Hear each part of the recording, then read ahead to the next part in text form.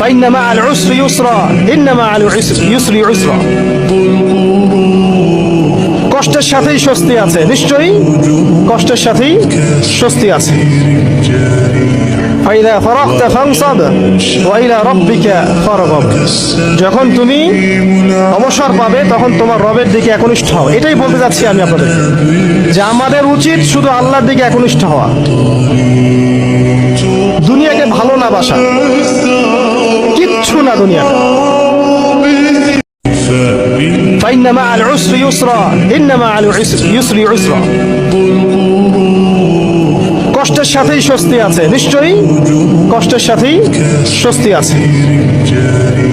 فإذا فرغت فانصب وإلى ربك فارغب যখন তুমি অবসর পাবে তখন তোমার রবের দিকে একনিষ্ঠ হও। এটাই বলতে যাচ্ছি আমি আপনাদের, যে আমাদের উচিত শুধু আল্লাহর দিকে একনিষ্ঠ হওয়া, দুনিয়াকে ভালো না বাসা, কিচ্ছু না দুনিয়া।